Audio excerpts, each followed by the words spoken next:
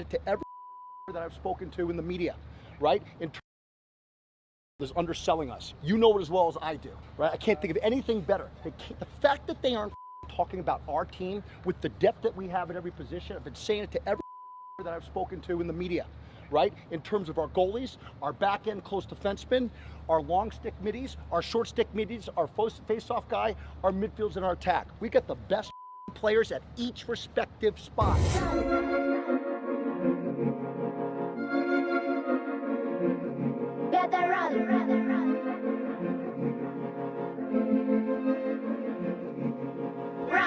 Saying what we did. We set the tone. They got to fall in our role. You guys understand that? And that comes down to you handling your role and embracing it regardless of what it is. We don't give a who plays. This is about winning, and that's it. On three. 1, 2, 3. Ah!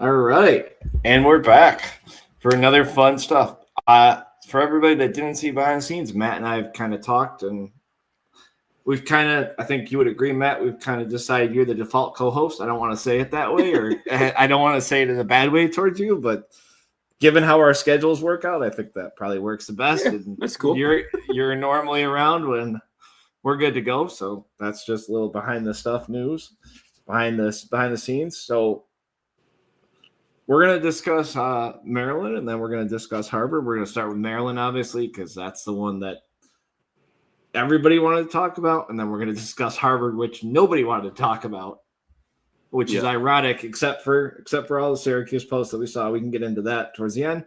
And then I have a couple of questions that people submitted. And then also, as I've told everybody, if you want to submit questions live, I'll try and get them, and we'll answer them the best that we can. So let's dive right into Maryland. A couple of stats that kind of stuck out to me, Matt, is obviously the shots. Syracuse outshoots Maryland.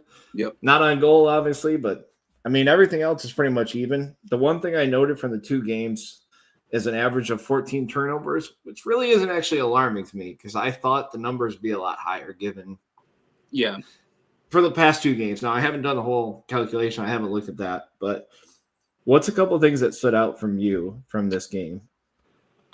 So I think I was impressed with our defense overall.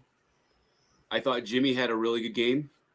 Yep. There were a couple rebounds that he should have got, and I think that's the biggest flaw in his game right now is his rebound control. And that even caused a couple this past week too. So I was impressed with that. The things that stuck out to me were we had I think it was this third quarter. Let me pull up the third quarter in particular was pretty sloppy. And we just couldn't make our shots, whether it was, I don't know if it was McEnany playing out of his mind or we just had bad shot placement or easy to read shot placement or whatever it was. But then also we missed the cage a ton too. I know that one of the biggest criticisms of this team from most of the fans and whatever is that, and the forums and all that crap on social media, is that we can't dodge and beat our men. But there were several times where I can think of 4 or 5 times off the top of my head. Sam English beat his guy and had a clear shot at the cage. Leo did it a couple times. I think even Roa too. And they just missed. So I think, and it's not a good excuse, but first time we're playing outside, it also was raining, and rain affects your sticks, whether that's a good excuse or not. I know it's not a good excuse, but it's a legitimate thing that happens. I know that in the media leading up to the game, Gary had said they were trying to get out onto Wool, the outside field, but they couldn't get the ice off the field. So like they only got one practice outside before going to play, because I think they practiced at Stevenson the day before. And so like, once again, people are going to say those aren't good excuses. Maryland had to play in those elements and play outside, but they're also used to it too, like at the same time, So like, I chalk some of that up to their goalie played really well.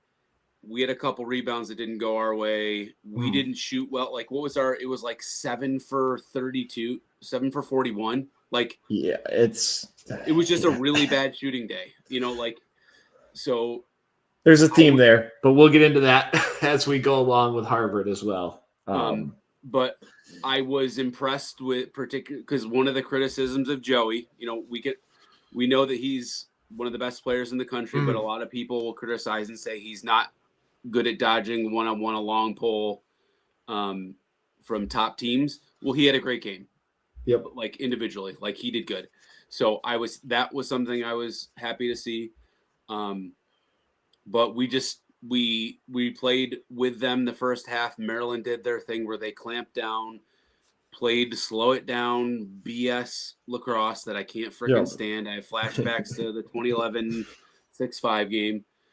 Thank God there's a shot clock. And, they were able to take advantage of their opportunities. We weren't. We missed some opportunities, and that's the difference in the game right there.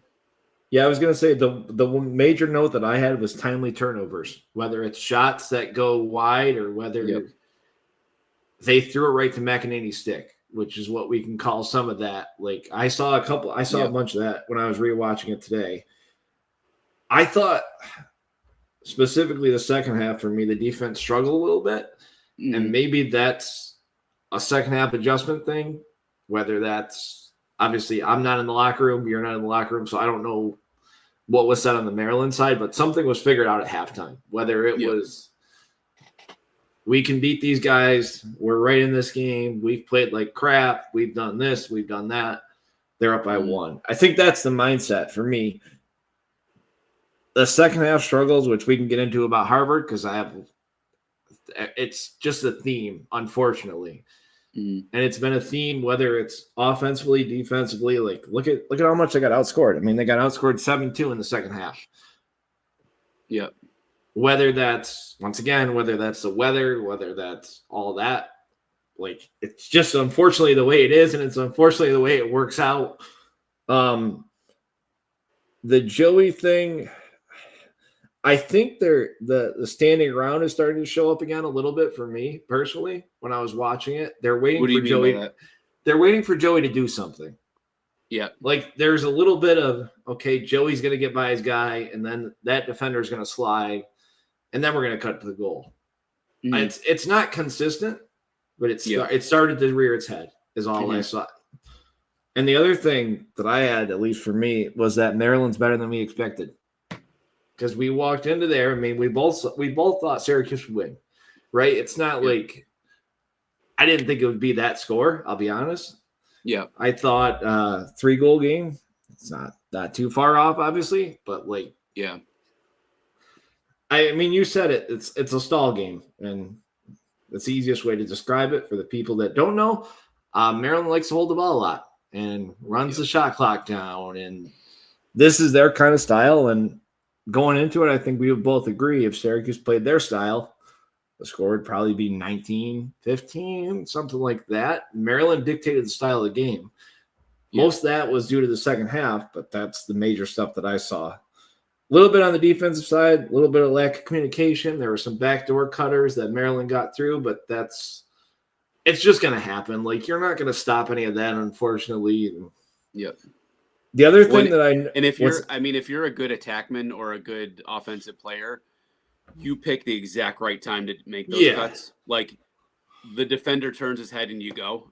Like, and you can't, as a defender, you can't stare at your guy and not look at what's happened in the play. Yeah. You can't just look at the play and not look at your guy. You have to go back and forth. So if they time it just right and they're doing what they're supposed to, then those are going to happen a couple times a game. It's just what's going to happen. I think that's the perfect way to put it, because like it's lack of communication, but it's also skillness on the attackman's part. Yeah. I think is the easiest way to say it without. The other thing I noticed was the scoring drought. Like at the end, in the last 6 minutes, they didn't score.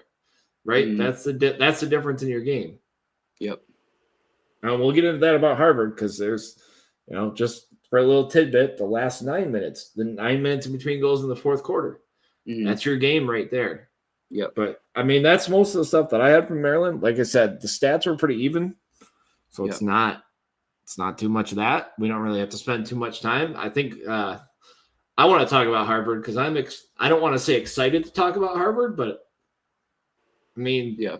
we look at the stats. I mean, I'll read off some random stats. Matt, obviously, you know the stats. You looked at the box score. I won't tell you which team had this stat, and then I want to get your take on who you think would win. So if a team wins 40-24 in ground balls, 28-4 face-offs, shots are fairly even. I mean, turnovers are even, and the other team had more saves. Who wins? The team that did better in the stats. Yep. Yep. I mean, that was the alarm thing to me because I saw the Syracuse post, I saw the face-offs. I was like, I got to rewatch this, and I thought I had missed some face-offs that Harvard won, and then I was like, nope, they dominated, like, Yep. and then they don't really dominate the ground balls. They won it by 16, but that's typically the difference in a game. Like, Yep. they won the intangibles. They were even on EMOs, so like the clears were fairly even. Like, I don't know. To me, when you win the face-offs 28-4, you typically should win. I'll just phrase it that way. We can get into it more. I mean, what were your takeaways from Harvard? Yeah, so I think we got out to a hot start. Yeah. And slowed down a ton. We had some, I think, untimely turnovers again. Yep. One thing that really frustrated me is there was a couple times that Johnny, after he won the faceoff, kind of forced the shot. Yep. And for a reason, his shots were not even close. All three of them. Two of them ended up in turnovers because I think it was either a save or one of them we didn't have a backup. Right. Because he didn't choose to outlet it to the attackman who was open. Like, so that frustrated the heck out of me because then, like, that's just a thrown away possession. Mm-hmm. And then, that's what it was. So one of them was we didn't have the backup. The other one was he did this weird, like, jump shot, but then landed in the crease. Right. And I was like, what are we doing? Like, I didn't get to rewatch it, but the play where Sam scored and they said he was in the crease, I thought he scored before his foot went in. Yeah. So I don't know about that either. I can rewatch it 70 times and agree with you. I'll just say it that way. That's a lacrosse rule that I'll never agree with, but that's a different story for a different day. So, but I think not having Roa hurt us. Yeah. I thought Hoddle did fine, and I'm guessing why they did that was that so they didn't break up the chemistry that was already developed for the second line. Yep. And just move Hoddle up because he's the third guy, anyways. Yeah. I'm interested to see what happens with Burt Whistle because it looked like he hurt his knee, I think. But and then I saw that I think it was Elijah Brown came in. Yep. On the man up in Burt Whistle's spot, but and Cordes came in for Burt Whistle on the second line. But anyways, it was this game was a little bit more frustrating because we dominated in so many aspects. Right. But then their goalie played a hell of a game too. He made some ridiculous saves that, like, 9 times out of 10 we score that goal. Like that one towards the end that Finn had it and stuck it between his legs. Like most of the time a goalie's not going to save that because they can't even see it coming because you're blocking it. Like, or there was a couple other shots where I was like, oh, what a freaking ridiculous save that was. Like, so, and that's, at least in a 1-goal game, something like that can be the determining factor, right? We didn't lose. Like, I know that you titled the podcast as "The Sky Falling," right? Yeah. And I know a lot of people on the forums and on social media are panicking right now. Right. I am an eternal optimist and always try to look at the bright side of things. I'm always a glass half full kind of guy, so people are probably going to hate me for that. But I'm not at all panicking right now. And Yeah, I think I don't know sorry, if you I, saw the Harvard Yeah. coach's comments after the game.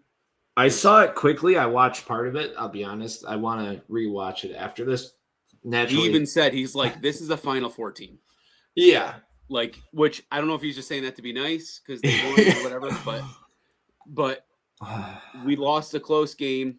I know that Harvard just lost to Colgate, but Colgate's looking like a better team than people Yep. expected. They just trounced Villanova. Yep. Harvard could be one of the top 2 Ivies when all is said and done because Princeton just lost. And that's the other thing. Like Princeton lost, Hopkins lost, Virginia got smoked by Ohio State. Like, so in the grand scheme of things, other teams are losing too. So like, that's also why I'm not like panicking because that's just the nature of the landscape of lacrosse. But like, Right. it's not at least I'm not viewing it as like a huge issue. Like there's just a few little things we need to tighten up. And like in this game in particular, Jimmy did not have a good game. Yeah, We can that all was. say that. I was gonna say that was one of my major notes. Yep, I wrote hot cold Jimmy because Yeah. when Like Jimmy he played was great last week, yeah right? But then this game he just couldn't see the ball for whatever reason. Maybe Yep. it was how the shots were coming in. Was Yep. he screened on shots? Like you never know with all that stuff. And Right. then Ippoliti came in and did pretty well.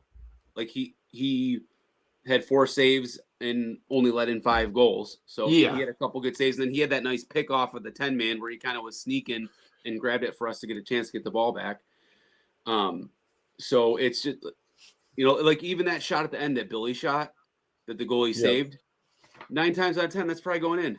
And then we tie the game, right? Like, so there's just these little things that if they just tweak them a little bit more, our shot placement's a little bit better choice of shots, then we're all good, right? Jimmy has a better game. Jimmy stops Right. 2 goals, we win. Yeah. Right? Like, so I'm not at all in panic mode right now. If we lose like the next 3, that might be a different conversation. Right? So I think the sky is falling a half troll on people, right? Because Yeah. that's all we saw. I mean, you're in the same groups that I am. Yeah. It was just constant. Does this team have it? Does this team have it? Does this team have it? Does this team have it? I don't think we're there yet. I think I agree with you. We'll know more after Hopkins, right? If they lose these next 2, fine. You got me on the sky is falling, starting to get there. I'll be honest, because I don't think anybody. There are a couple people, right? Like we kind of joked around about the record.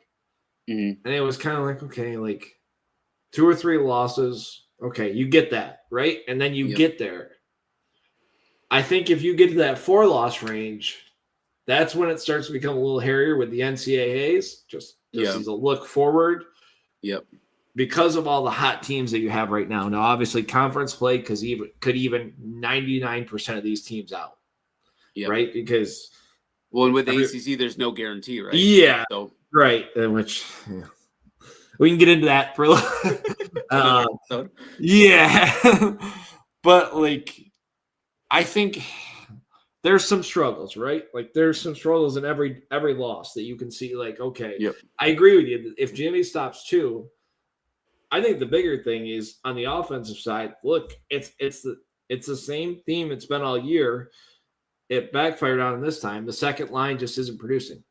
It's just the way it's worked out. I'm looking at the numbers from here. Bert Whistle had an assist. Great, love it. Yep. We need more. The second of his career, by the way. Yeah, I was just gonna say, where's that goal scorer? Him. Another good one. Trey had a couple good opportunities, and the goalie made a good save. Or it was a bad shot placement. They just missed the corner by this much, right? And that's the problem with when you have that good at accuracy, or you're aiming for the corners. You have this much room for error, right? So I just wasn't our day, It wasn't like the thing that the note that I had about Jimmy, kind of like you said, I saw the ball low. That was the one thing I wrote down because a lot of teams seem to be bouncing the ball against him. That's the one thing that I've noticed. They've stopped going high, and Yep. like you said, I don't know. I don't want to make an excuse. I'm not a goalie, right? So I can't tell you whether he saw it, whether he didn't see it, whether Yeah. there was a magical glare from the dome that seems to happen for everybody else. Like it could be a lot of things here. Like Yeah. he just didn't seem to see the ball at all. Like Yeah. he got away with a couple, obviously, in the first half. Obviously, like it's not like he put up eye-popping numbers, but like they were in it. It's just frustrating, right? Because they're up 9-8 to end the first half. And you're like, okay, just put them away. Just literally put them away. You put up a couple goals, but when you walk in with a team like Harvard that's never beat Syracuse, they go into the fourth quarter with a chance, and it's the age-old story about an underdog in the fourth quarter. You give them a chance, and you sit there, and you can't put them away, and you give them 10 times more confidence. I just don't know how you fix that. Yeah. And I'm not the expert. I'll never say I am, obviously. I'm just an opinionated person who I don't care what people have to say about me. Right? I care more about the sound of my voice than I care about what people have to say about me. Yeah. I don't think the killer instinct is there. Like I hate to say it that way, right? Because we see it against Maryland. Mm-hmm. We saw it a couple times, right? Where we got away kind of with a couple of different things, and it's like, okay, like they can get away with this because it's Vermont, because it's not Jacksonville, obviously, because that was a whole different ball game. But you saw it a couple times, like just the pulling away. Yep. Well, and it's interesting to see, like, now that we're 5 games in, we're 3.5 weeks into the season, like, you can get a better picture on what some of those wins mean. Like, Towson is not a good team this year. Like they started preseason top 20, so it looked like a tougher match. Right. So when we beat them 18-7, initially it looks good, but now it doesn't look all that great because they just got smoked by St. Joe's. Like, and then Jacksonville thought they were going to be better. They haven't. I think they beat Hampton. Like, so. So it's just the only thing that will help is time and getting through whatever happens next. And Utah is not looking as good as they might have thought they were going to be. Right. Too, but I mean, they've lost 3 close games. Right. So, and we have to go there. So who knows? Yeah, I'm curious to how he's perfect. I don't know if I'm going to add somebody else in. The Hopkins fan has arrived. Oh, geez. I don't know if I can. Tim, are you there? Can you hear me? Oh, of course. And let me try and add him back in a minute. Let me see if he's frozen on my end right now. So I'll try and add him back in when he is not. I hope, because I'm curious, because he's the one that I've been talking to, and he's the sky is falling person from the Syracuse side, and he's the outside. So I wonder if let me try and come on. The one person that I wanted for the outside Syracuse practice, because he's on Long Island, so he sees and hears the outside. There we go. There we go. How's it going, Tim? I'm good, Dan. How you guys doing? Good. This is Matt. So we were just talking about Harvard. You and I kind of talked about it. So I'm curious to get your thoughts on Harvard. Oh, Harvard, Coach Byrne has been doing a good job there, getting his guys in there and getting his system in place. What do you think it says, though, for the long-term Syracuse stuff? Oh, did we lose him? Yeah, we might have lost him again. Jerry Burns coached squad, but growing pains. But they can put the ball in the net, that's for sure. Yeah. I think the one thing that we were just saying is the killer instinct. It isn't there yet. I was going to say, maybe. There's always got to be audio issues, Matt. Yep. Tim, I'm gonna drop him back down. There we go. I'll keep him going, and if I could see him on my end if he reconnects.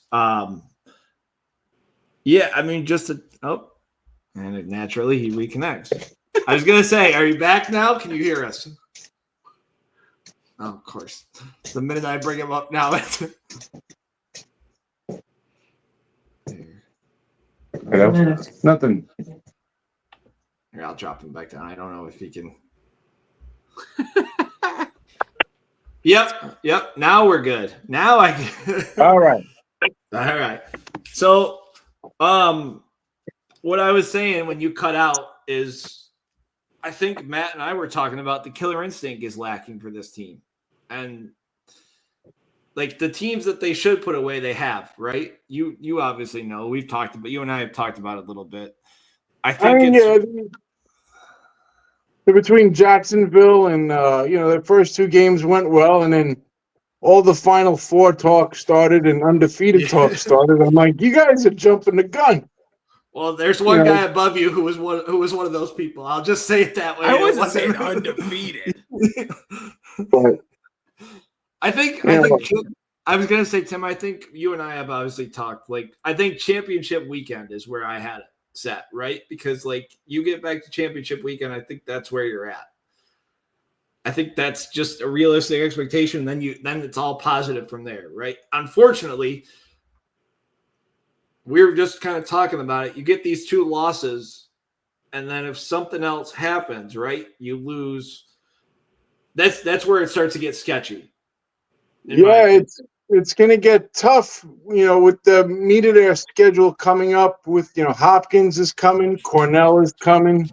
Yeah. Then you have ACC play, of course, between, UNC is pretty good. Notre Dame is Notre Dame. Duke is offensively challenged, but defensively they've been pretty good this year. Yeah. And you have Virginia that's in flux right now. They've lost a couple too. So I think it'll come down to Cuse and Virginia out of the ACC trying to get that last bid or whatever, barring any other surprises from other conferences. What's you're a Hopkins fan, obviously. I've told Matt this, obviously, because you and I joke a little back and forth when it comes to these games. What do you think about Utah? Utah is pretty. I haven't seen them play this year, but they've been pretty good in building a good program out there.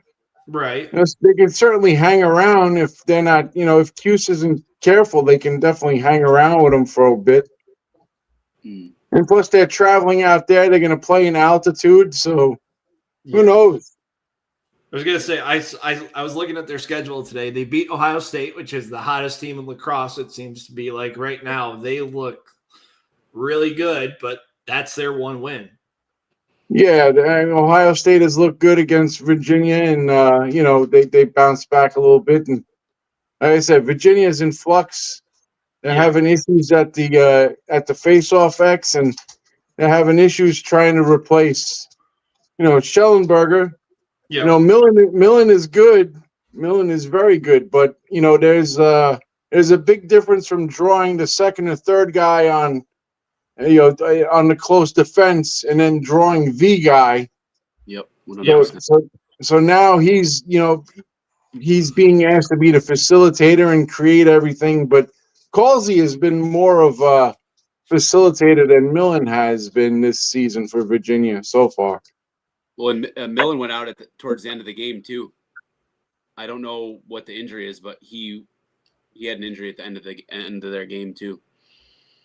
Yeah, I did hear about that. I'm not sure what's up with that. I know Roa missed the game for Cuse with an upper body injury. Yeah. Right? Against Harvard. Now, what's his status for this weekend? I haven't seen anything yet. And then Burt Whistle went out in the game, I think, with like a knee injury. So I don't know what the deal is with that yet either. Tim, I'll ask you as an outside Syracuse, New York person, how do they fix the second midfield, right? Because Burt Whistle's the only one who's producing. And that's been a question for a lot of people since the start of the year is who's going to produce on the second line. Well, I mean, he's got to mix and match. Maybe put Deer on that second midfield, or Yeah. you know, they could they just got to mix and match and try to find the right combination of guys.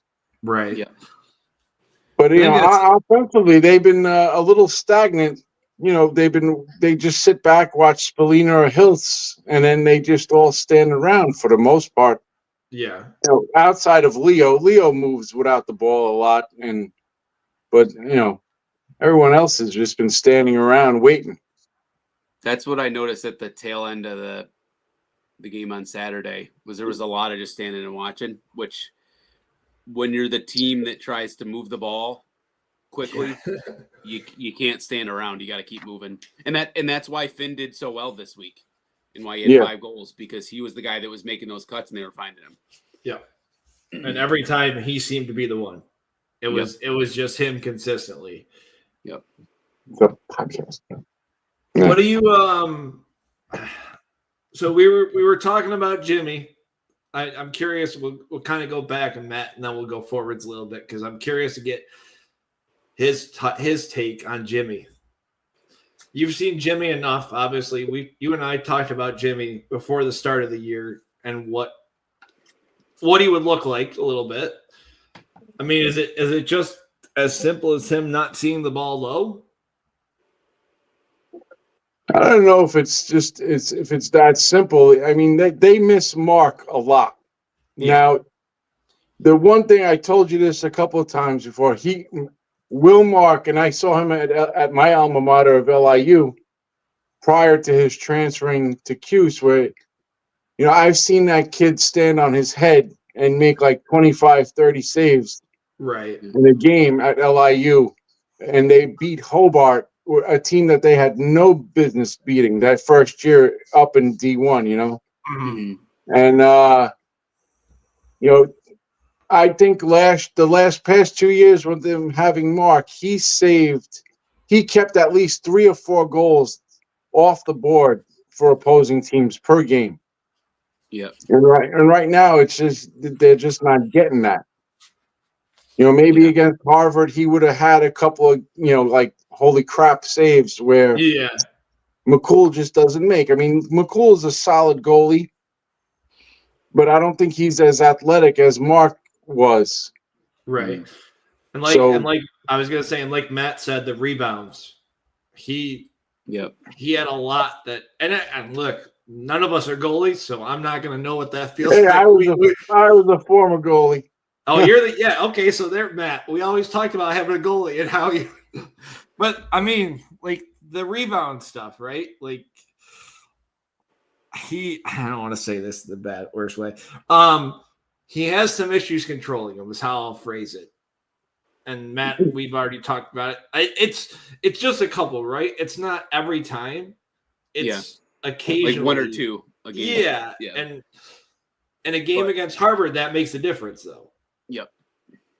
Yeah, it's tough sometimes. The ball hits you in weird spots and gets away from you.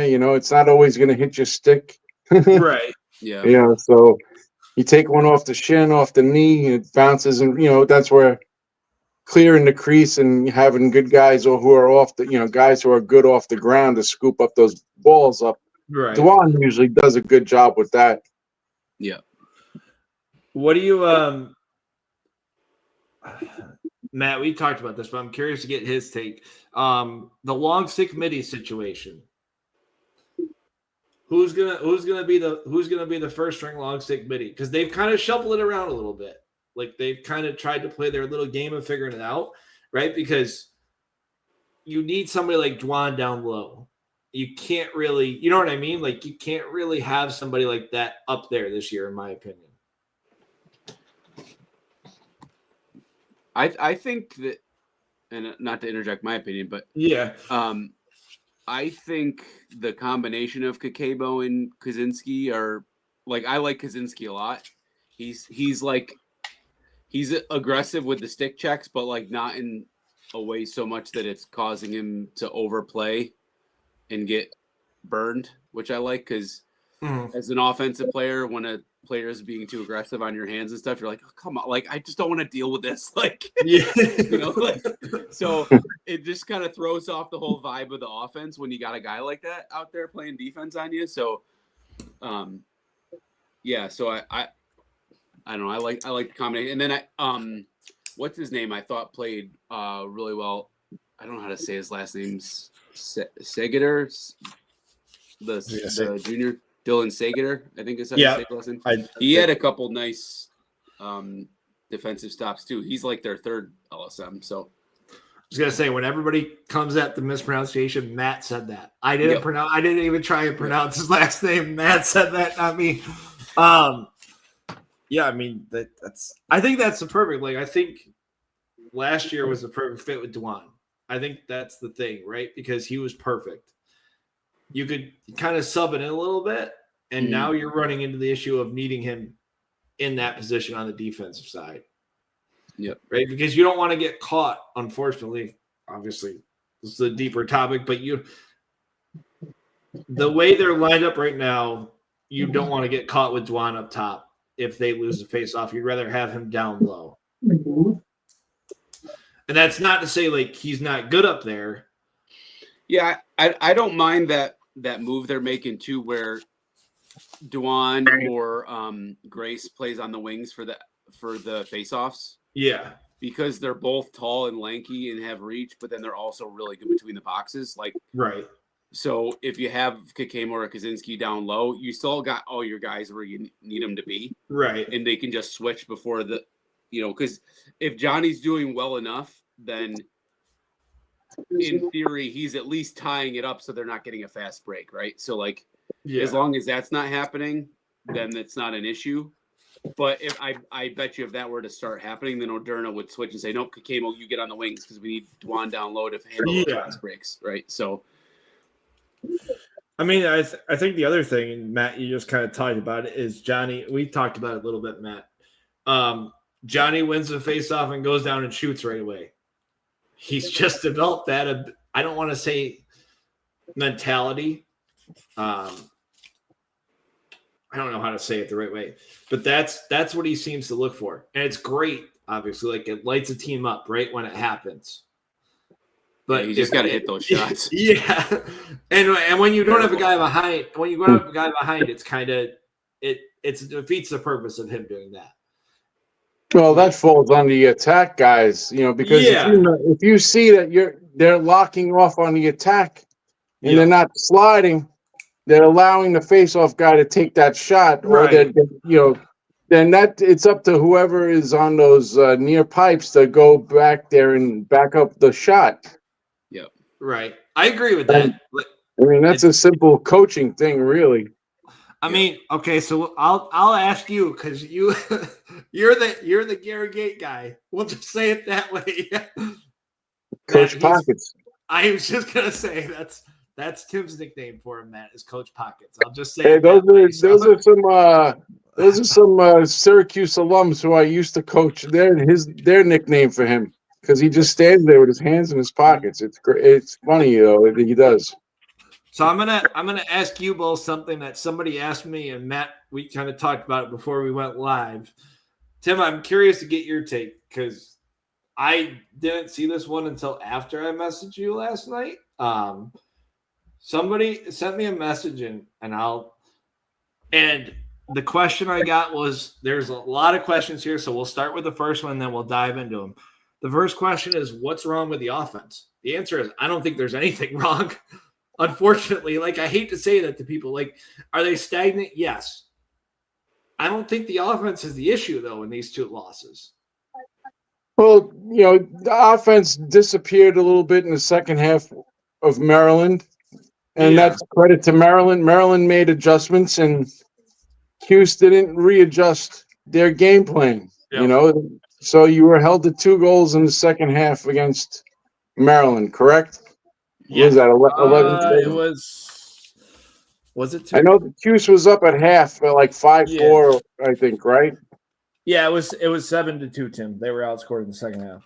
Yeah, I mean, and so I don't know if there's anything wrong. they didn't play a complete game against Maryland, which you have to do. You can't you limit mistakes and bury the chances that they do give you. So that one they played a really good team. And against Harvard, I mean, you guys, Mullen wins 26 out of 30 something faceoffs. Yeah, You put up 14 goals, but you gave up 15. right. It's tough to fault the offense for that one. I was gonna say, I didn't tell Matt. Matt obviously has the box score in front of him, so all I did was read off the ground balls and the faceoffs. I didn't tell him which team had which. And so Tim, I'll say it to you. Obviously, you know who won the faceoffs, but if you're a team that wins 28 out of 32 faceoffs, just faceoffs, then you win the ground balls 40-24. You should win every game. And you force 5 failed clears. Yeah. Yeah, I mean, I had a coach back when I was coaching in high school, Coach Hodgson, who would say, the 10 commandments of lacrosse was like, face-offs, ground ball battles, all the little things he would write down. And it's like, if you win at least 8 out of the 10, commandments of lacrosse, he's like, you should come out on top, So it's crazy that a team can dominate ground ball statistics and the face-offs and then still end up losing the game like that. Yeah, I mean, the scoring droughts are kind of puzzling, right? Because like for this one, for Harvard, they had a 9-minute scoring drought. Yeah, Cuse was up like 5-6-0. Yeah, and then I think that's a killer instinct part, which is a bigger part of it, because like we saw it last year. Yeah, go ahead, Tim. Sorry. Yeah, sorry. That's something that they're going to have to learn.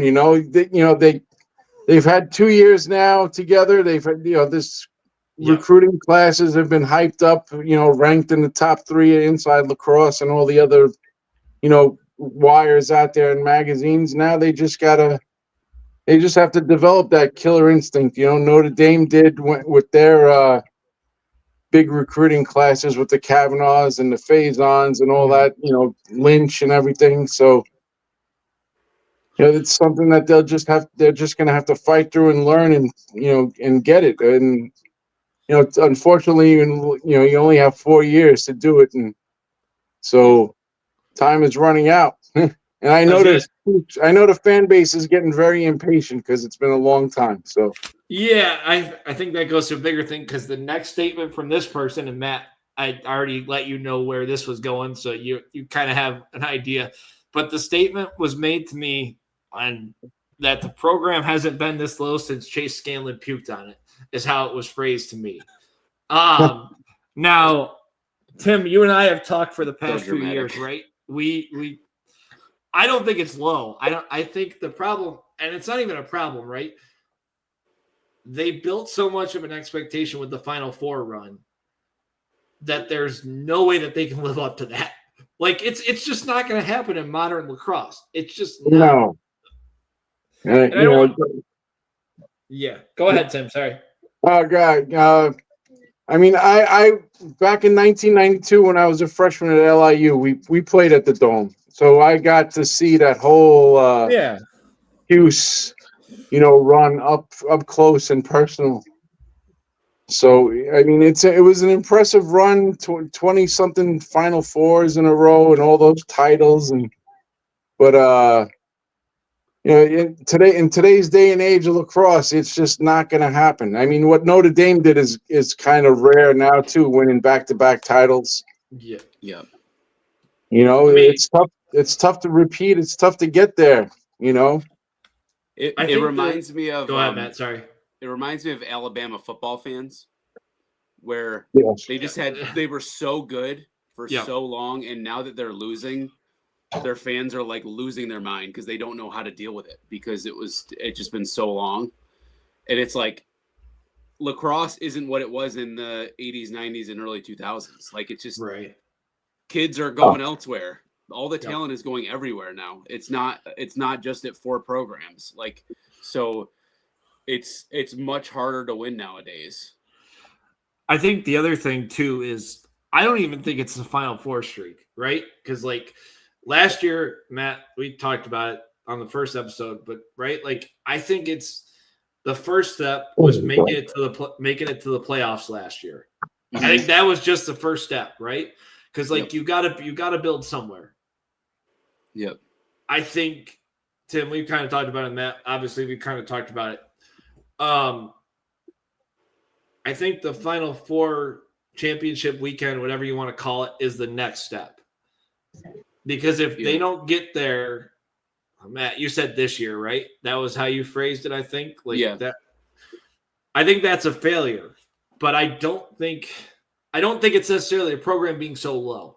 I guess that's the way that I'll phrase it, right? Because kind of what we talked about, the parity in lacrosse is insane.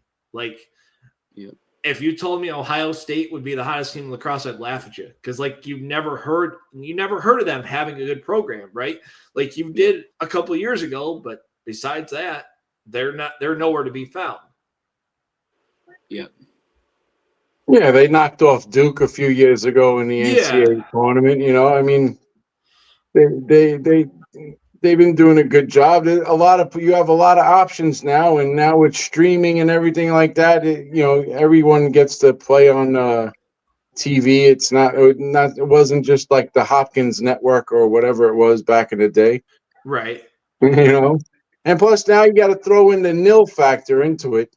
Yep. Now, all that NIL money that the bigger schools have an advantage over those teams in the NEC or the MAC or the Sun Belt. So the Big Ten has a big pool of money that they give out to all their schools, especially Michigan. Jesus, Michigan has a boatload of money. Yeah, it's insane. I was going to say I think that speaks to those smaller schools having better years, right? Because you look at the Towsons, they don't have that money to invest. They just don't. Let's be fair here. It's not as big as it is. They have some, obviously, because they have some people that are donating, but it's not anything like the Ohio States. Or let's just say a school that has a Division I football program. I'll just phrase it that way as a blanket statement because all those schools are bringing in that money. And that plays a huge factor in it. Correct. And, Duke with its basketball and, the success that their football has had. So it trickles down to lacrosse. Yeah. Michigan, Ohio State, you have Syracuse, their football team was successful, plus you have Paul Gates Lacrosse Company. Yeah. Which basically funds all the NIL money towards the players on the men's and women's side. So I was going to say, and you also have Powell Lacrosse, which is obviously they're playing a huge part in it as well. Correct. I don't know how much they're playing. I'm curious. I want to talk to one of them. Just if I get that answer, I'd be curious to how much is actually. I'm sure there's a good amount. I'm not even saying it's a bad amount. I just curious to what the number would be. I guess that's the way I would say it. Yeah, I don't know how much. I don't know. I don't think there's any set limits for players either. Yeah. Correct. They haven't done that yet. Correct. I know right now. I know there's a lot of court battles going on, and coaches want limits set or almost like a salary cap. Almost like it's right. It's getting insane now. So I'll move on to the next statement because.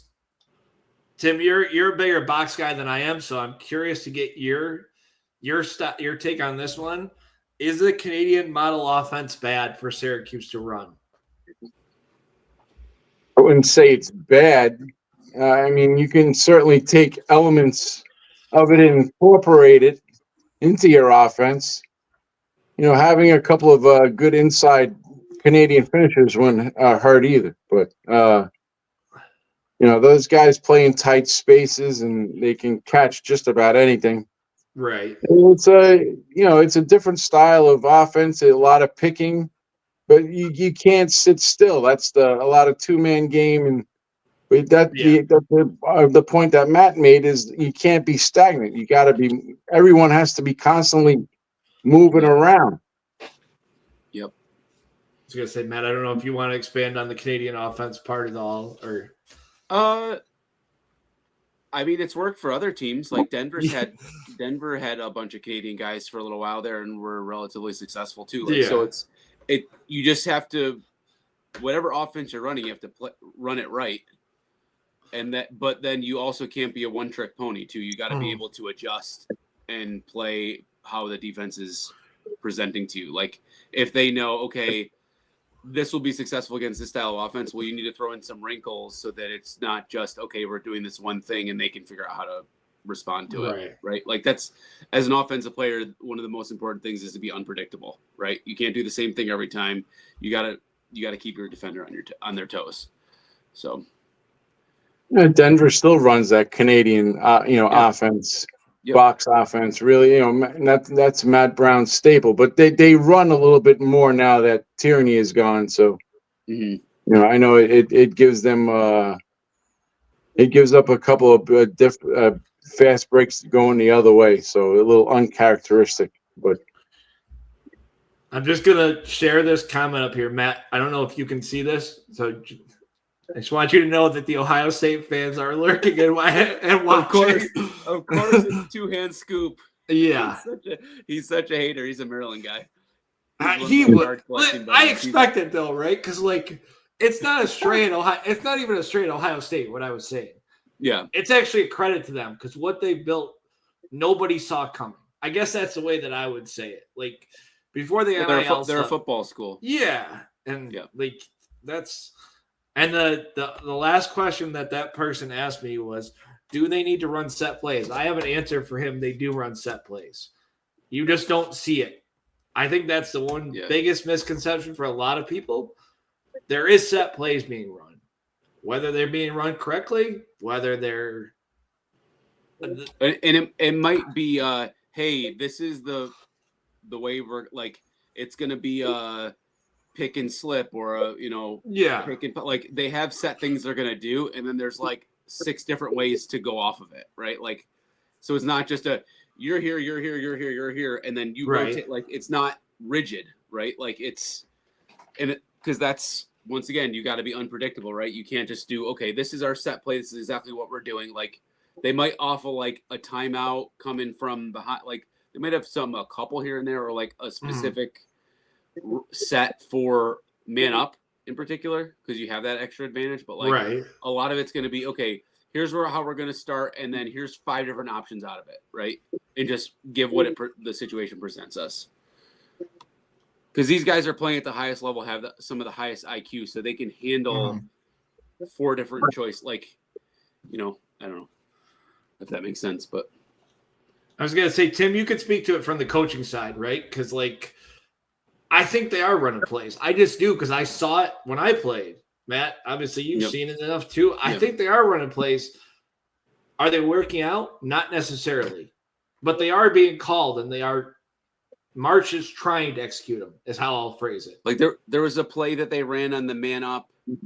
I think that one at the end of the game, that 2-minute unreleasable, where it was a certain way they were passing around, and then Hiltz had a cut from up top down through. And he was wide open, and he had that shot, and he missed it, or the goalie made a ridiculous save, one of the two.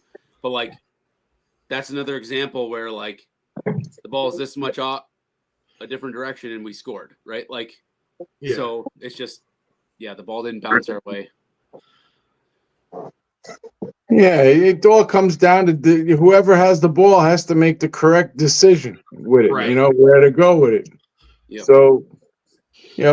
Like Matt said, the guys have very high IQs. I know Spallina does. That's for sure. Because I seen that guy play enough here on Long Island when he was a kid, and he would do things that were crazy. So at the high school level, and I see him doing it now in college. But it all comes down to making the correct decision, and then. Whether he passes or shoots or whatever, as long as he buries the shot, or the person he gives it up to buries it or makes the correct decision after he, dishes it off. Right. I think the other thing, the misconception from people, and I've heard it being there in the Dome, is the not running man up plays. I can tell you 100% they are.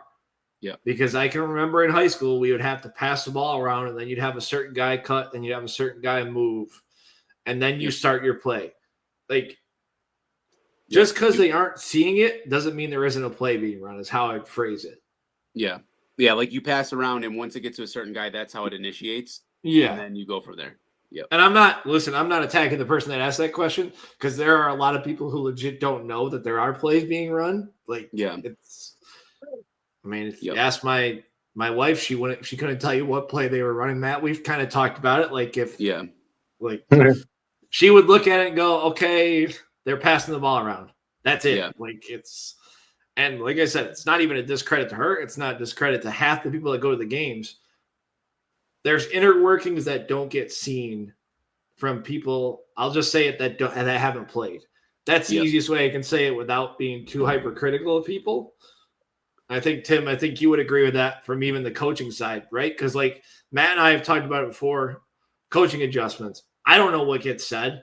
They could say, "Hey, go to the cage. This kid's jumping every time," and you see it, but you don't know what's being said to the kid. Yeah. Yeah, I mean, during a timeout or at halftime or whatever, you go to your players if you see something, or if the coaches see something, they address it and like, hey, he's sliding too early, so cut away from the second slide to make it a further slide, so that way they can't get to you, and it gives you more time and room to get a shot off or to dodge or whatever. So, I mean, we always said stuff, and when we saw it, or if the other coaches saw it, we always definitely mentioned it to the kids at halftime or during a timeout or whatever, or when the ball went the other way and you just called them over towards the box and talk to them a little bit. Right. You definitely tell them what you see and what they can do. Really quickly. Yeah. Well, a lot of fans probably don't see that, and I'm sure Coach March and everybody is, barking out instructions and calling guys over and saying things, of what the defense is doing, and I'm sure he's not just sitting there just with a blank stare on his face. Right. But and going back to that IQ too, like I'm sure the guys are talking to each other too, like, hey, I noticed this guy's doing this. Let's run this. That like. They're going to do that kind of stuff too on their own. Yeah, the great players always get together and and talk about it, and hey, what can we do differently, and they're doing this, let's try this. Yeah, you see it after every goal. They're talking to each other and saying, okay, let's do this, let's do that. Like, all right, this defender's sliding hot. They're sliding hot really quick. We can beat them every time, quick off the slide. I mean, you saw it a couple times in the past couple of games. There was a couple of times I noticed where the Syracuse defense, I don't know if that's his system, but they slide really quick. They are. I'm not even saying it's a bad thing, right? Because look, like if you're hot to go, as long as the second guy is there, it's fine. Yep. It's when you're hot to go and the second guy isn't there that a lot of the issues happen against Maryland. Like they would slide. It's great that the guy would slide, but then the Maryland kid, like Matt, you were talking about, Tim, obviously you're saying, the kid from Maryland backdoor cuts as soon as that guy slides, and then it's like, okay, you're in a no-win position, unfortunately. Then, yeah, because it's all communication and talking. Who's going, who's covering that guy, and then you need the third guy to come down too. So, right, if they see that you're sliding early, and that person cuts to make that other person who's trying to recover for that person who slide, even for it's going to be farther away, and he's not going to be able to get there. Yeah, it's just it's a tough situation to be in. They're sliding early when needed, or when you sometimes I used to tell the guys to slide as soon as the guy turned his back to dodge or go the other way or whatever. As soon as he turned, then slide and double. That way he doesn't see you coming, Yep. I do just want to clarify for the people that don't understand what hot means. It means different for me than it does for you guys, obviously, but hot means you're going. I do want to clarify that for other people, and then the second one, obviously replaces the hot guy. I just want to clarify that for people who may not know what that means. You're either the guy in the crease or adjacent, and you're the next one to go. Yeah. Yep. Yeah, are you sliding from the crease? Are you sliding adjacently? Or, are you going to slide cross crease where you don't slide adjacent or from the crease, but you go you slide from pipe to pipe to leave the furthest guy away open. It's every defensive coach has a different system, and you slide differently from where the ball is where they're attacking from. It's crazy. Yep. So we'll finish it up on this. I haven't watched Utah. Matt, I'm assuming you haven't watched Utah. We were obviously looking through their box score, and Tim, I watched a little bit of the Denver game where Delaware. Delaware, yeah. Where Delaware came back and beat them. I mean, it's their whole schedule, SU's whole schedule, other than the couple cupcakes. Like, you can't underestimate anybody, especially with how talented all the teams are nowadays. Yep. Like, unless you're playing like a no shade to Wagner or VMI or Canisius, my alma mater, Canisius. They're not very good this year, but like, those teams, okay. But like any team that's like even number 20 to 30, if you underestimate them, they can come in and beat you if they're having a good day, right? Like, so yeah, they gotta come to play. They gotta put the foot on the gas, don't take it off, and then slam the door shut. Yeah, and I think this is a gut test moment, right? Because like you come off these two losses, and it's how you respond. Yep. If you come out and lay a clunker, I'll just phrase it that way. Those Syracuse forums are going to light up by halftime and say, "Fire Gary Gate. Why is Gary still here?" I mean, Tim, you know this. I've seen it. I saw it with Desco, and it's starting now. I mean, God, I guess it's part of the job. Yeah, I think to speak to a bigger thing, I think the university has kind of set a precedent where they aren't going to let him go if it gets to that point. I think they would phrase it, Matt, given the way that we hear it in the local media. I'll say it this way: mutually agreed to step down is how they'll phrase it. Yeah. If something happens, like that's how they phrase it around here. That's how they phrase the Desco thing. That speaks to What they did with Boeheim too. Yep. But mutually agreed to part ways or whatever it is. The latest phrase. I was gonna say, obviously, none of us were saying it's gonna happen, right? Like, I don't know anything about Tim. You talk to the alums more than I do. I talk to a few that aren't as connected. I'll just phrase it that way. I don't think it's gonna happen. We've obviously talked about like how that could work out. I'm just saying, if at the end of the year, and Matt, we've talked about this, obviously, if they aren't at championship weekend, there are going to be a lot of people that are going to be calling for his head, is how I'll phrase it. Yeah, probably. Whether that's right. I would agree. I mean, they set the bar very high. You got into the tournament last year. You beat Townsend. Yep. Great. Now you set expectations, and if you don't meet those expectations, especially with this group that you have,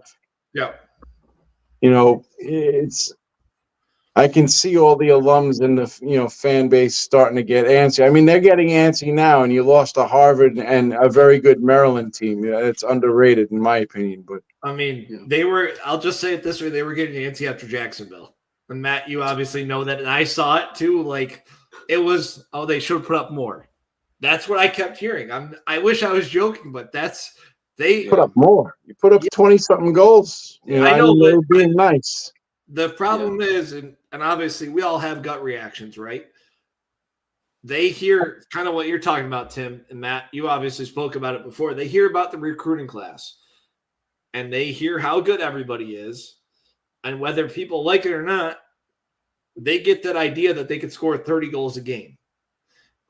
Yeah, it's just realistically not going to happen. I hate to tell people this, but the amount, Tim, you obviously know this, Matt, you obviously know this, the amount of times that they put up 20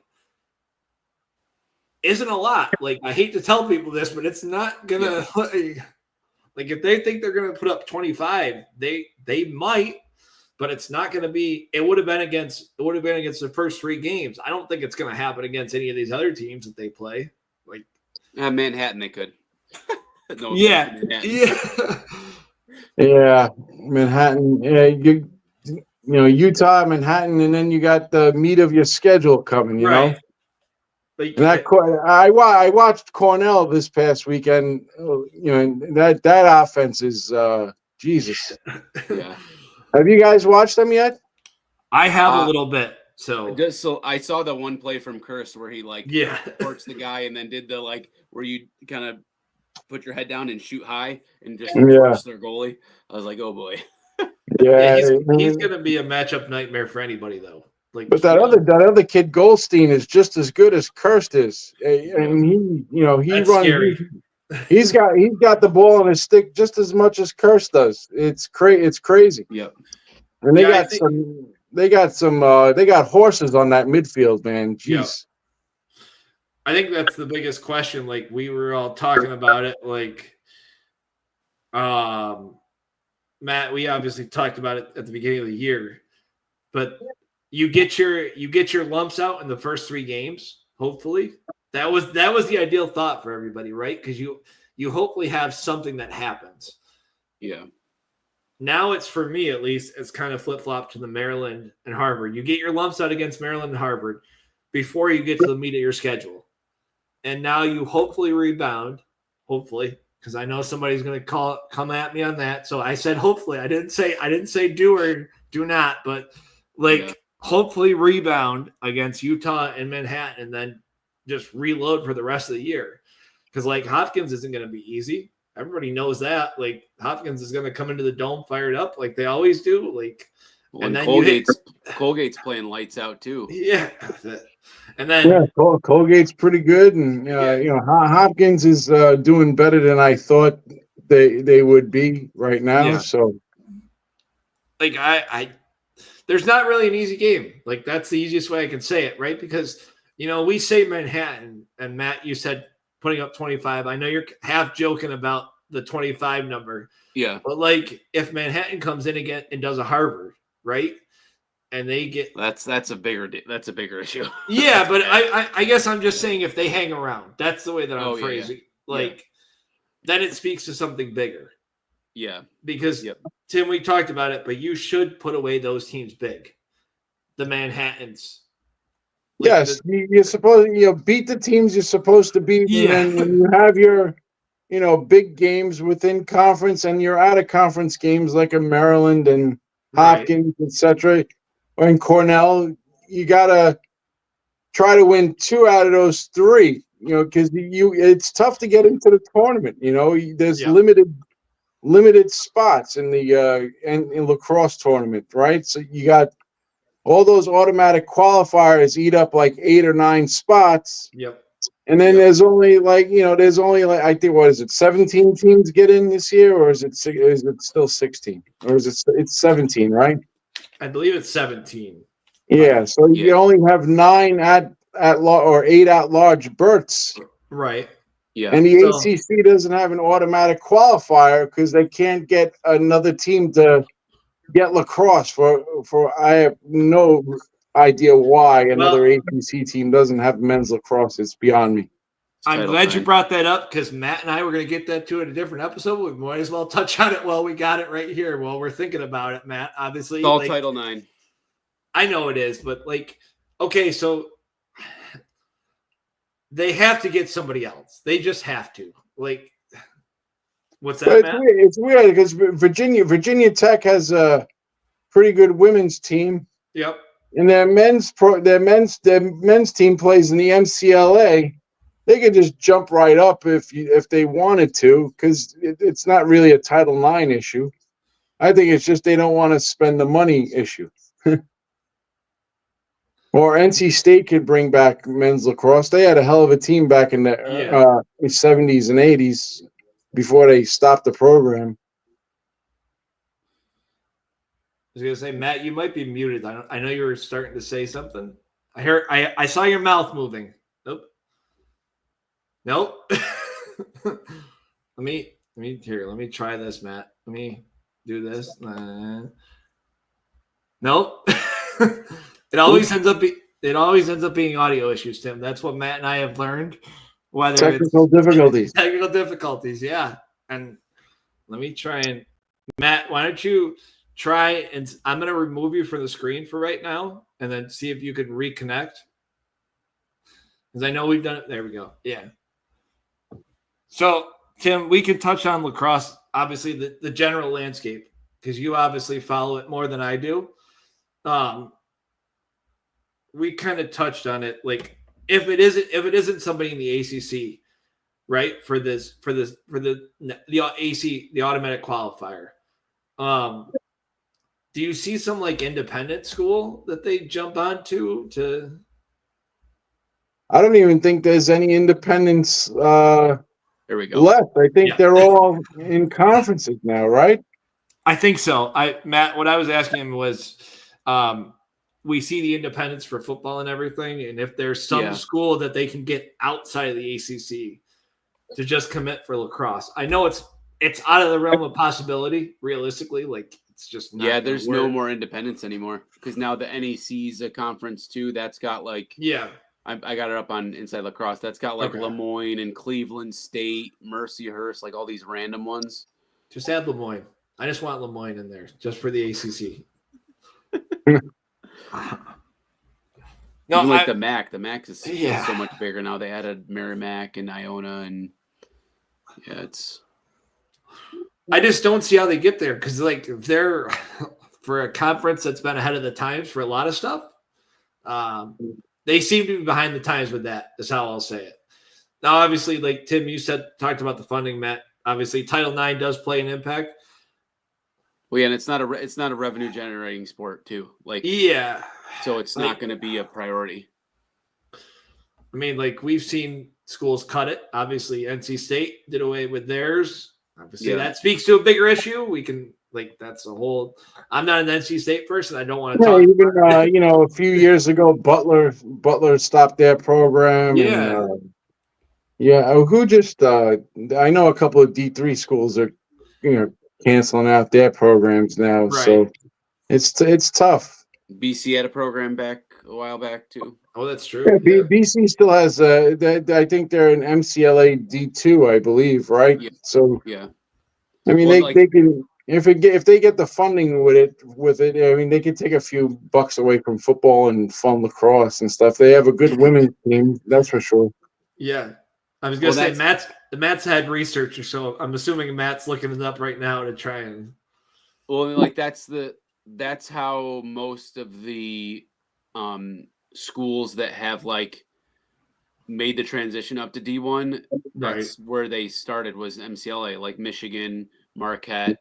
Yeah, like those programs, Utah, like they were relatively successful in the MCLA, and then from there they moved up. Yeah. Like a Clemson, NC State, BC. I got the MCLA website up right now. I was going to say, because Clemson's investing money in their women's as well. They just spent a crap ton of money on their women's facility. And they're going to be nasty next year. Yeah. Especially with that class going in. Spalina's sister and some of her friends from down on the island, like they're going to be ridiculous. Yeah, I'm so bummed she left. I'm so bummed she flipped her commitment. Like Florida State's got a Division I MCLA, Georgia Tech. Miami's got a program too. We can dream. That's all I'm going to say because I just want it to happen, right? Because like, all you need is just one. That's all you need is one more. We could get one of the Western schools who go out to Stanford or Cal. Get all of them. Just say, okay, here's your revenue. We'll travel to you every year if you go D1. That's just it's wishful thinking, right? Because like then you'd get another team in from the ACC, realistically. Because Matt, we talked about the AQ. So then, like, if you're not having a good season, or if you're on the bubble. Yeah, you win. I know they brought the ACC tournament got brought back last year. Yeah. after they did away with it for a couple of years, trying something else. Yeah. But and you win the ACC tournament, and you can get in if you're having a tough time during the year. If you're on the bubble to make it in, like we said before, there's limited spots available after the automatic qualifiers with all these conferences. Now you throw the Sun Belt into the mix, and the NEC is so it only leaves 8 at-large spots. So Yep. I think the bigger issue for that, though, and maybe this is just my brain, maybe you both disagree, is I think they'd have to expand the tournament if that happens. I've been saying they could expand it anyway for the last few years, but I mean, because there's a lot of good teams that get left out, Yeah. Yeah. And Like I that know, year, Duke and a Notre couple. Dame got left out. Yep. Yeah, Duke and Notre Dame got left home, and the Ivy got 5 out of the 6 teams, or 5 out of the 7. The only team that didn't make it in was Dartmouth. Everyone else made it in. Right. Yep. Even Harvard even got in. It was crazy that one year, but this year it might be the Big Ten where you might get all the teams in from the Big Ten might make it in. Right. Yeah. I mean, Michigan is pretty good. Ohio State is playing well. Hopkins is pretty good. And then you got, of course, Maryland and Penn State is very good, along with Maryland, as you guys saw a couple of weeks ago. So. Yeah, I think that speaks to a bigger point, Matt. We kind of talked about this. I think Maryland was better than people said, because like the Syracuse people kept saying, Matt and I said like 3-goal. I think, Matt, that's where we were kind of settled at. Yeah. But there were people saying they were going to blow them out. I was like, no, you can't. Like, this is their first away game. Like, this isn't just an away game. This is your first outside game. Yeah. Where you haven't played outside in the snow. Not obviously it wasn't snowing, but that adds a whole different element. Like, yeah. Well, and there was a lot of weight put on Weirman and Zapatello leaving. Yeah. And I think McEnany is getting back to how he was a couple years ago. Like last year, he did not have as good of a year, but it was kind of relieved by the fact that they had Weirman and he did so well at the Face-Off X. Yep. So this year they don't have him, but McEnany's back to standing on his head. So yeah, he's coming. It's the second year off his ACL, so he should be. Yep. It's always the not the year after the injury, but the second year is when you finally start getting confident in your ACL, and you get everything back. I just one of those pro Maryland, anti Syracuse people to hear that the three of us just gave compliments to Maryland all around. So Matt, when they criticize Syracuse, I just want you to point. I'll make sure I tell Googs that I complimented Maryland. Yeah, I'm sure they'll have something to say. Obviously, because they'll hear Maryland. I might clip out just the Maryland part and just say, "Look, we do compliment Maryland." Because Tillman does a great job there. He's such he's a hard ass, but I mean he does such a great job defensively with that team. He always has them playing defense. That's the one thing. They might be limited offensively, right? They have got it's not like that. They miss. They missed their OC from a few years ago. They had Bobby Benson, but. He had that offense humming with those guys when he was there, and they had that incredible run and finishing undefeated and all. But I know he does. I know they're a little limited offensively, but they play great team defense, and the goalie is always good at Maryland. So he's at Providence now, right? Yes, he is. Yeah. So you're the outside lacrosse experts, both of you, because you both watch way more. I'll be way more than I do. I'll just say it that way. I'll tell you, I got like multiple devices that go on. My wife thinks I'm insane because I have my phone. I got my phone set up on the coffee table. I got the TV set, and then I got either the iPad or whatever. I got like 3 different things running around. Yeah. I was gonna say, my schedule just hasn't worked out my work schedule hasn't worked out for me that way, where I've been able to sit home and watch that, because I have 3 devices sitting in the room that I'm in right now, and I can tell you all of them would probably be on different games on ESPN Plus. Yeah. Or the Big Ten Plus, which has the worst camera angles I've ever seen out of a TV broadcast. I'll never understand it. I wanted to throw It's Maryland. Maryland shoots from the Hubble telescope. Yeah, I From wanted to Kennedy or from the space station up on the moon. to all the people in TV producing. I give you a lot of credit, but I wanted to throw up watching the Maryland replay because I was like, I can't do this. Like this is like upper level, like top of the stadium watching. Like Yeah, Satellites. yeah, top of the press box there. It's top like, of the press guys, box. Yeah. it's like zoom in, dude. Zoom. Yeah. It's tough to even see the numbers when you're watching it because I had to like stop it and go back a couple times. Like I was listening to the announcers, but I was like, I can't even tell who that is. I don't know if my eyesight's that bad or if it's just that far zoomed out where they. I know they don't really have anything they can do about it. It's just fun to rag on them. So Matt, you can also tell them that I made fun of their TV production, not the Maryland lacrosse team.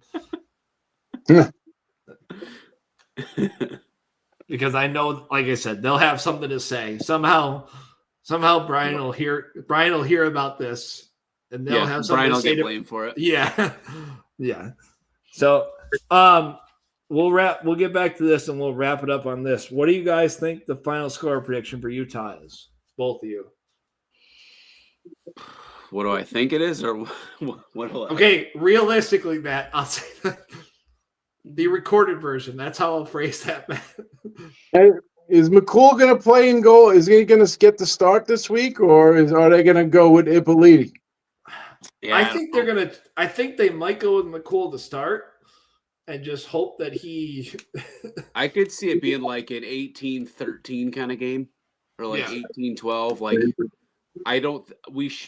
Unless we are terrible at hitting the cage again. Yeah, we should be able to put the ball in the back of the net, and then we'll let up more than we should. Yeah, potentially. Like, I guess it depends. Like but I could see it being like an 18-12, 18-13 kind of game. I mean, I think McCool starts. I'll be honest. Like I think they try and get him right. I think this is you're running out of opportunities to get him right. Yeah, like you're bounce back, or we're going to the other guy. Yeah, like because unfortunately you're not going to have that many opportunities. We've talked about it, but you're not going to have that many opportunities. I've got it kind of the same, Matt. I've got it as a 4-goal game though. I'm right around the same number. Like I think you're taking on the defensive spot on. We'll let a lot more goals in than we should. Than we all think we should. Let's just be fair here. Like or the defense might clamp down and it might be a 19-3 game. Who freaking knows? I mean, as Tim said, the altitude though, like there's a little altitude. They have those nice views of the mountains right there, right in the background. They might get a little distracted, so they might want to go skiing or something. You know, I'll say 17-13. That's how I'll phrase it. So Matt, you and I are right around the same number. Just a difference of the number of how much. I mean, Tim, what do you think? I'll say 16-9 for the Cute.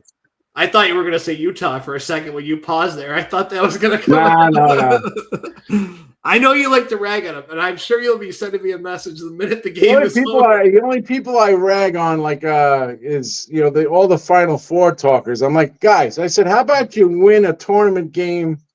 Get past the quarterfinals for once. You just start there. I mean, you got a good class. You've been building something good. Take baby steps. Don't jump into this Final Four stuff. I'm like, all you're gonna do is end up pissed off and disappointed. Oh, they are both of that. I will just say that Matt lurks on the forums as much as I do, and I know that they are chirping. And I'm sure they are. That's why when I saw the score there that they posted on Facebook, and I wrote in caps. I'm like, Hughes is back with a question mark. And people were like, "What?" And I'm like you guys were talking shit after 2 games against Jacksonville, and who'd you play the second game? Towson and the other, It was Jacksonville, UVM. Yeah, Vermont. Now, you guys are talking a lot of smack for a team that hasn't won anything since 2009. So just relax. Enjoy the ride, Yeah, I think they. I mean, let me see. I know he's. I was gonna say your What the sound hell keeps going happened? out. Yeah. Yeah. I What I figured. was saying was the forums are not good for my mental health because I go on there and it just makes me angry with how quick people are panicking or thinking it's Nope. the end of the world or like Firegate or our offense sucks. Joey's the worst player in the country. Like, shut up, you're dumb. Yeah, I hear it from Duke guys too. You know, they want Danowski fired. You know, not Yeah. the older Danowski, but the offensive coordinator Matt Right. Danowski. They want him canned because Yeah. you know with all the guys that he had over the last few years and whatever. I'm like, dude, it's not easy, man. Yeah, Yep. I don't think a lot of people realize how hard that is, as it's difficult to reload and. You couldn't pay me enough money to be a Division I college coach. Like, Nope. you could say you're set for the rest of your life. You never have to worry about money ever again because it'll be invested and you'll never have to worry about it. Right. You couldn't pay me to do it because it is such a high stress job. And if you do one thing wrong, people want you gone. So It's not even that. Like it's the sideline people, the people that sub. Like there are forum people that are calling for his job, and that's just for subbing. Like that's not even for like they are. Tim, trust me, they have gone out the deep end. That's how they have gone. Matt can tell you the same thing. They went off the deep end after the first game because it was okay. Like they're going to be undefeated. Nope. Nobody said that. Like the realistic people, I think Matt and I kind of joked about it a little bit, but like there was realism where there's going to be some losses in this schedule. There's no team that's going to go undefeated. It's just the way it's going to work out. Like maybe Notre Dame. When you schedule 7 games all year, I hope you can go undefeated. That's my shot at Notre Dame. They are so deep. Though I know they graduated a ton, but they have they're so deep. It's not even funny, and they're so good on defense. They are. I don't know where they find these guys, man. I mean, they're all like 6'5", 220, and they all they can run and they can move. It's insane. And Faison just he healed up from his football injury, so he just came back this past weekend. I was gonna say they got a kid that I think maybe I'll get this right. I think he was the quarterback at Alabama, and then he transferred there, and then I think he's a midi for them. But he left Alabama. He left Alabama to play for Notre Dame. He was their quarterback at Notre Dame. Then he went to play QB at Alabama. Okay, but then he came back for lacrosse. Yeah, yeah. So we'll end it there though. Matt's internet keeps cutting out. He just sent me a message on the side, so we'll end it on that note. But Tim, I thank you for coming on because it was a pleasure. Anytime. I've been trying to get you on. I want to get you on like with Uncle Ricky because I'm gonna get Uncle Ricky on at some point. I'm curious to see. I played against Uncle Ricky back in the day. Yeah, I'm curious to get Uncle Ricky's take on everything, like how because he's clapped back at Syracuse fans a little bit. I've kind of seen it on some of the forums. He's gone back and forth, and you've obviously seen it on the lacrosse group on Facebook. He has clapped back at a lot of people. Yeah, it's easy to it's easy to root for them when their things are going good. It's when things go bad, they start going off the deep end. I'm like, but you guys.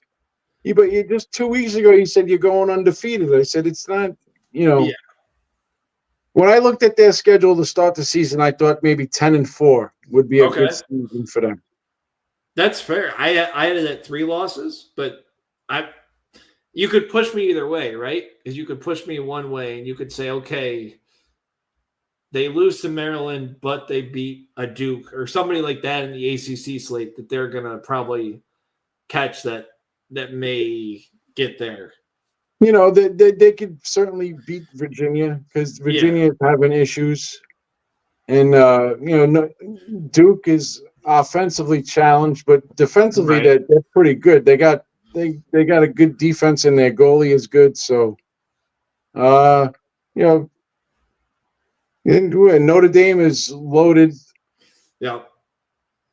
And you got Cuse in North Carolina is pretty good. They got young guys, and they've had a good couple of recruiting classes with Duffy and Petramala and those guys and those middies, and they're starting to find their way and putting the ball in the net this year. Yeah, that's I think the funny. I know we keep saying we're going to end this, and then we keep getting on tangents about the ACC, but I don't think people understand how good and well balanced every ACC team is. Because like people are just like, oh, they'll beat Virginia. That's great. Go to UVA, and then they'll play a clunker, and then somehow UVA will pull it out. You know this as well as I do. Like that's the good part about the ACC specifically. Yeah, normally those Cuse and UVA games are pretty wild. So yeah, and it just speaks to a bigger thing about the ACC because typically every one of those games is a 1-goal game. There's not like a blowout. Obviously, Notre Dame has done it a couple times to other people, but they're always really close. Syracuse could have 5 guys injured, and magically that's the game that they play up to the competition. I don't even want to say it in a bad way. Like it's just, or Duke does it. So yeah. But thanks for coming on, Tim. We'll have to get you on again. Definitely, Dan. Anytime. Yeah. Thanks everybody for joining. And as always, go Orange. All righty. Have a good one, fellas.